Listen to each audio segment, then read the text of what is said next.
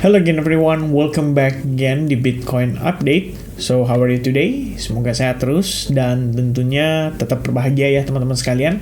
Jadi hari ini saya skip untuk update altcoins karena kita langsung bahas ya seputar Bitcoinnya dulu. Dan ini harusnya bakal jadi quick update. Nanti saat saya bangun tidur baru nanti saya update untuk altcoinsnya. So teman-teman semuanya, kita udah dapat pergerakan yang cukup impulsif dan signifikan ya dari Bitcoin setelah inflation report. Jadi kita ngelihat hari ini itu Bitcoin sempat testing ke level 55.598, pas banget tuh di area fair value gap yang kita sudah marked up di previous video update. Lalu Bitcoin after filling that fair value gap langsung react, terutama dari area 0,79%, dan per sekarang sebenarnya kita ngelihat ada possibility untuk ngebentuk inverted head and shoulders. Ya ini bakal menarik ya untuk kita bahas teman-teman sekalian.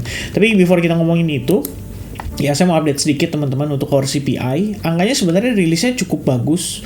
Kita ngelihat angka ini sangat-sangat menarik sekali ya, dalam tanda kutip. Kenapa bisa dibilang menarik? Karena angkanya udah turun dari 2,9% ke 2,5%. Target the Fed itu untuk inflation sebenarnya harusnya dilihatnya dari core CPI dan core PCE, yang artinya saat ini 3,2% itu masih belum cukup. Ya, mereka butuh angka itu bisa turun sampai ke 2%. Itu targetnya itu.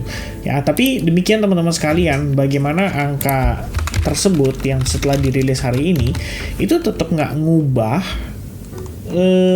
apa ya kalau kita bilang ya, sentimen pasar secara signifikan. Bahkan market itu masih price in-nya untuk Fed ya, yang hendak melakukan rate cut sebanyak 0,25%, bukan 0,5%. Dimana sebenarnya kita bisa anticipate ya, harusnya kalau angkanya turun ya minimal bisa berubah gitu. Tapi ternyata enggak, market tetap percaya kalau the Fed akan rate cut dengan angka 0,25%.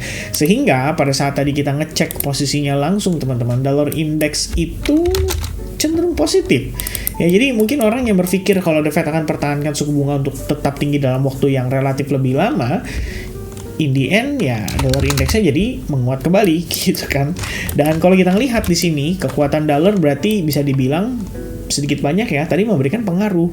Tapi kalau kita lihat S&P 500 dan Nasdaq ini semuanya relatif positif, at least beberapa jam setelah data. Ya kalau kita lihat di sini teman-teman sekalian, jadi instant reaction after CPI release itu cenderung turun ya, cukup signifikan untuk Nasdaq. S&P 500 juga demikian teman-teman. Tapi ini adalah proses fake out atau bear trap. Oke, after adanya bear trap atau fake out ini, kita bisa lihat S&P 500 dan Nasdaq suddenly rebound very impulsive. Saya dapat analisis juga teman-teman sekalian ya. Jadi shout out buat mungkin hotelier crypto ya, buat teman-teman sebagian yang udah follow dia pasti tahu. Ya dia ada sharing teman-teman sekalian seputar reverse repurchase agreement. Dan setelah saya cek ternyata setiap hari itu ada update ya, every day teman-teman, sekitar 12.45 sampai 1.15 PM ET ya teman-teman, Eastern Time harusnya. Jadi kalau kita ngelihat di sini dari RRP-nya sendiri memang angkanya cenderung turun, dan kalau misalkan angkanya cenderung turun, ya itu artinya teman-teman sekalian, the Fed benar-benar mencoba untuk membantu likuiditas ya. Dalam artian di sini pengurangan apa ya kalau kita bilang ya, pengurangan dia punya treasury asset itu tadinya kan dilakukan dalam fase yang relatif singkat dan cepat teman-teman sekalian. Bukan singkat dan cepat sih, tapi relatif banyak nominalnya. Tapi kan akhirnya dia sempat memberikan statement kalau pengurangan RRP-nya itu dari angka sekitar 60 billion dollar jadi 25 billion dollar, turun sekitar 35 billions of dollar, dan itu sangat-sangat signifikan. Jadi berproses ini ya kita bisa bilang ini juga turut serta membantu kalau kita ngelihat ibaratnya tuh market tuh terus ngasih liquidity gitu ya. Jadi kita bisa bilang nih market terus ngasih liquidity, bukan market lah, kalau kita bilang the Fed-nya sendiri juga ikut turut serta membantu dalam memberikan liquidity, sehingga market tuh bisa reaction yang bisa dibilang kembali dalam keadaan positif. Ya apakah ini suntikan duit ini bisa dibilang menjadi dorongan untuk market ya benar-benar preparing untuk menjelang election ya maybe teman-teman sekalian.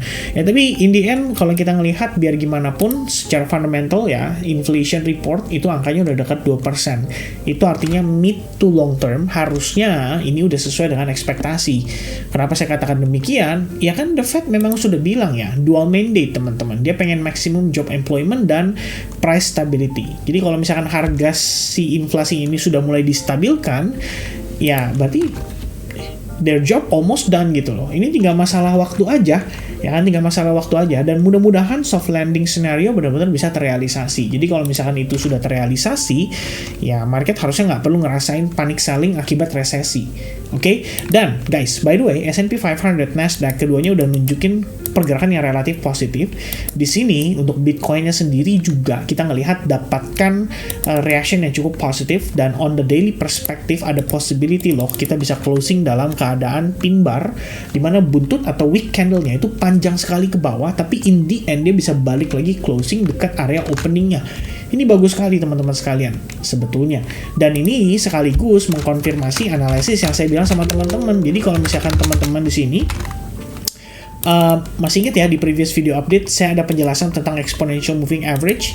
Ya kita bisa lihat tadi pada saat closing jam 7 pagi, jam 7 malam, Bitcoin bertahan di atas EMA 21, 34 dan 55. Plus di closing jam 11 kita ngelihat teman-teman sekalian ya. Ini candle jam 11 by the way, baru closing jam 3 pagi tentunya. Itu closing dalam keadaan bullish dan bertahan di atas EMA 21, 34 dan 55. So technically yang saya lihat di sini itu lebih kepada break and retest terhadap EMA-nya. Ya hopefully kita bisa ngelihat dia naik, nerusin penguatannya probably up to $60,000, ya $60,000 ya. Di $60,000 harusnya ini oke banget teman-teman sekalian ya. Dan secara tren pun ya demikian kita ngelihatnya cukup baik sekali. Ya mudah-mudahan ini bisa divalidasi juga dengan closing candle yang ideal pada saat ya closing daily teman-teman sekalian. Dan in the end kalau kita ngelihat EMA 21, 34, 55 di 1 hour mengkonfirmasi dengan cukup baik. Jadi kalau misalnya nanti kita ngelihat dia ada retest atau pullback tipis, ya mudah-mudahan dia bisa bertahan dan memvalidasi breakout atas possibility adanya si inverted head and shoulders, beserta kalau kita lihat, kita zoom in teman-teman ya, ini juga sama ya, ada possibility inverted head and shoulders lagi. Ya mudah-mudahan ini bisa memvalidasi dan membantu untuk Bitcoin kembali mengalami rally dan bahkan creating higher high gitu sih. Ya untuk sementara waktu itu mungkin sedikit update dari saya. Luckily internal OB berhasil memberikan reaction ya yang cukup baik sekali di situ, dan imbalance-nya juga sama di sini udah berhasil di invert ya. Kalau kita bilang di invert tuh maksudnya di bridge dan kemudian dibalik ya, menjadi kita bilang di flip lah sederhananya. So ini good ya, good enough. Mudah-mudahan teman-teman sekalian, mudah-mudahan. By the way, kita ngobrol kayak gini, Bitcoin dominance sih lagi posisi agak turun, tapi biasanya cenderung nanti bakal ikut naik lagi barengan sama harga Bitcoinnya. So buat teman-teman yang mungkin lagi ongoing transaksi di altcoins, ya tetap harus be aware ya terhadap possibility ketika nanti Bitcoinnya koreksi tipis, ya altcoinsnya takutnya malah koreksinya lumayan teman-teman. Ya itu tetap yang harus diwaspadai dan diantisipasi.